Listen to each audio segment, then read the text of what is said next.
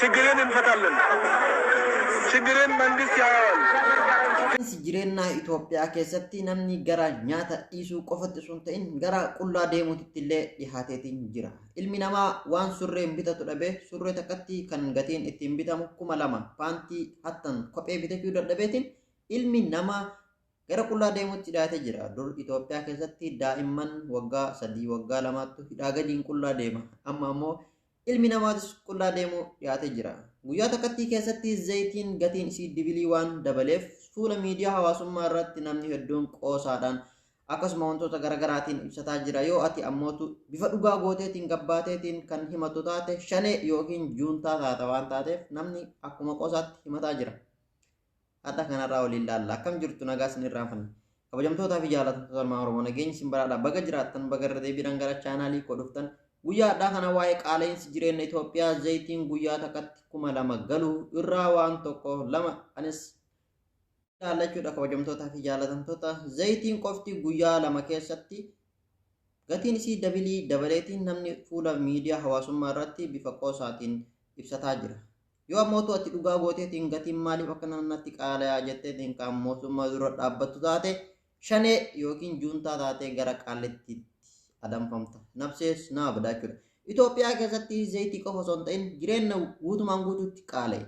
Wanti Itoophiyaa keessatti rakasa lubbuu namaatii fi daabboo qofaa jedhan. Daabboo yoo isin jedhu ati afaan Oromoo kana seenka. Daabboo kaanuma baana kama afaan Oromoo ka dubartii irraa argatan kana. Yoo ati amma sirra maqaa ro'etti safuu ta'a waan ta'eef jechuudha. Inni kun qofti baay'ee rakasaa jedhan bakkuma argatetti bittiin gootaa jedhan gatiin isa baay'ee salphaadha. Ammas Itoophiyaa keessatti wanti rakasaa lubbuu namaati jedhan. Lubbuun namaa Itoophiyaa keessatti akkuma salphatti baati. Reefuma tan asiin gaddeeme osuma fayyaa qabu du'ee jira. Maal ta'eetiin du'e shaneetu ajjeese yookiin ammootu shaneedhaan shakkamee mootummatu ajjeese yookiin juuntatu ajjeese nama. Lubbuun namaa Itoophiyaa keessatti baay'ee rakasaa jechuudha. Osuma fayyaa qabu du'a ilmi namaa. Lubbuu namaatii fi daabboon akkuma dura siriin jedhee rakasachuudha. Waan kanaan achi Itoophiyaa keessatti guutumaan guututti jireenyi qaaliidha. Gatiin fuula miidiyaa hawaasummaa irratti wanti ajandaa taateef guyyaa 2 keessatti gatiin isii waan dibilii dabaleef malee jireenyi hundaatu qaaliidha. Gatiin geejjiba makiinaa meeqa yoo jetteeti ilaalte amma fakkeenyaaf warrumaan dhiyeenuma kana biyyaa dhufte gaafaan biyyaa deemuu meeqa amma ammootu meeqa fakkeenyaaf makiinaan Finfinnee irraa Hadaamaa meeqa Asallaa irraa gara Shaashmannee meeqa kanuma Baalee Roobee irraa gara Shaashmannee meeqa kanniinuma yoo akkuma naannoo keetiitiin kan tilmaamu taate birrii yeroo ati biyya jirtu horiin bitattu amma ammootu Shaashmannee irraa gara Finfinnee imaltaan jechuudha. Yeroo ati biyya jirtu birrii saniin makiinaa bitachuu dandeette. Jireenya kana qaala'e jechuudha. Kan zayitii ammootu fuula miidiyaa hawaasummaa irratti wanti ajandaa ta'eef guyyaa 2 keessatti gatiin isaa dibilii dabale. Kan kana godhe ammootuyyuu maaliidha yoo jedhaniitiin kan laalan taate warra soddaawwan kennaate jechuudha. Isaan diinagdee kan dhuunfatee harkaa qabu isaanii waan taateef kallattii hundaan qabsootti jiran jechuudha isaan. Kanarratti bar muummichi ministeeraatis ajandaa kanarratti qaala'insa zayitii irratti muummichi ministeeraatis deebii kennee jira. Kun waan guddaadha jechuudha. Amma xiinxaltoonni siyaasaa miidiyaa hawaasummaa irratti akka jedhanitti nama miidiyaa hawaasummaa kanarraa walitti qaqqabe isin biraan gaya.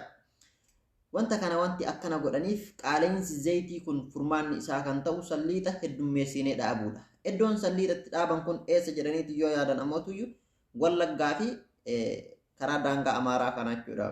Daangaa Amaaraatiif Tigraay walqaayituma lafa maal jedhamtu kan dhiyeenya dabree irratti wal lolan kan Amaarri achirraa buqqiftee juuntaatis deebi'ee achirratti lolli guyyaa 3 fi yeroo 3 achirratti taasifame lafti sun salliixaaf ni taatii jedhaniitiin booda warra kamtu fudhata warra amma hooggantoota diinagdee kanatu fudhata jechuudha. Mata qaala'insa zayitii kana kan fidu maaliidha jedhaniitiin ufuma gaafa as deebisan akkam godhanii salliixaa heddummeessinee dhaabuudha. Salliixaa kana heddummeessanii eessa dhaaban Wallaggaa fa'aa dhaaban jechuudha. Wallaggatti ta'a jedhanii.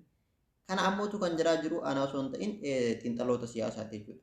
Akkasuma ammas fuula miidiyaa hawaasummaa kanarratti mucaan Baqqalaa Garbaa Saamu'eel Baqqalaa jechuudha.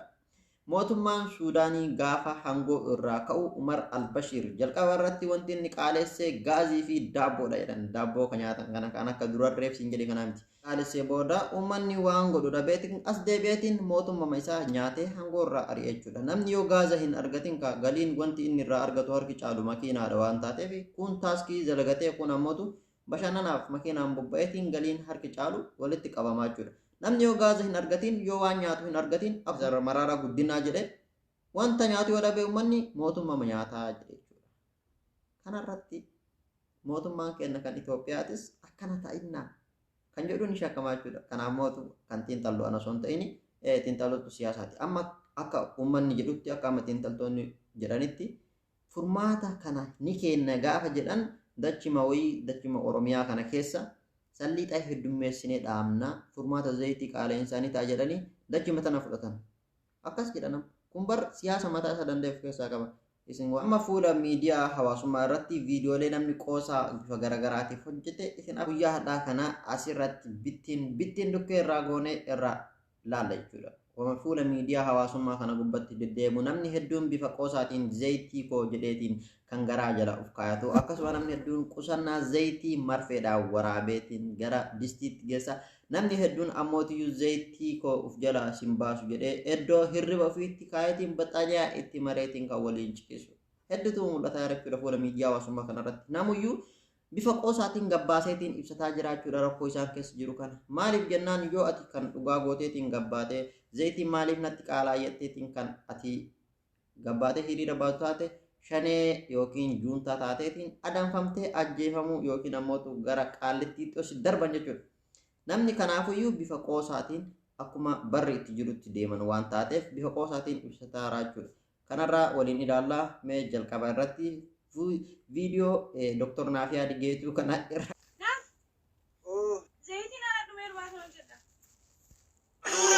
Baadiyyaa magaalaa kan jiru mi'eessee naggaadee fadaalaa soorii adda baasii yaa rabbi keetu jaalaa duura wadda dheeraa baadiyyaa magaalaa kan jiru mi'eessee naggaadee fadaalaa soorii adda baasii yaa rabbi keetu jaalaa.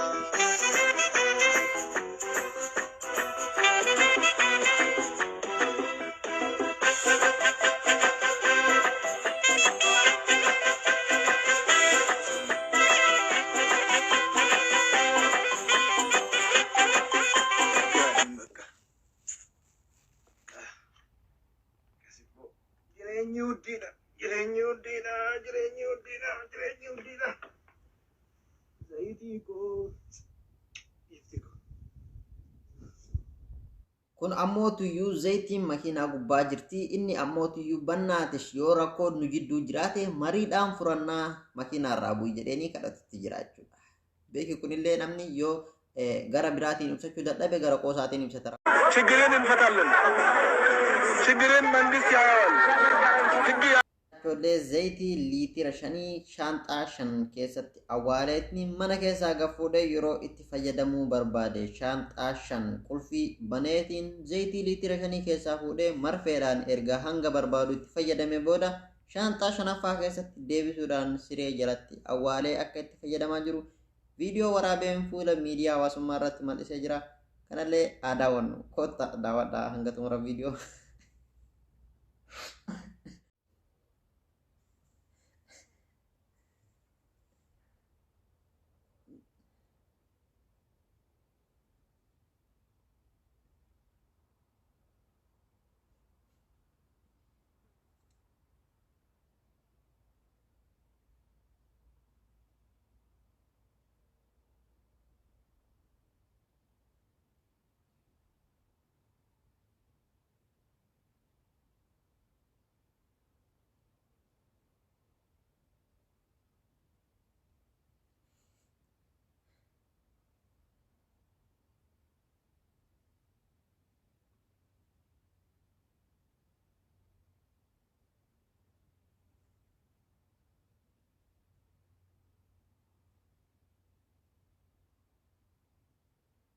Fuula miidiyaa qabu irratti bifa qoosaatiin ibsataa jira.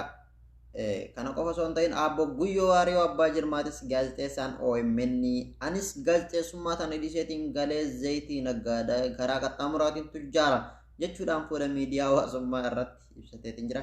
Kabajamtootaa fi jaallattoota Oromoo viidiyoon guyyaa hadhaa isiniif qopheesse kana fakkaataa qophii kana akka ittiin bashannanaaf fataa zanaa itti jettan abdii qabaa hanga xumura viidiyoo waan afaan turtaniif galatooma hanga qophii biraatii walitti chanutti yeroo keessa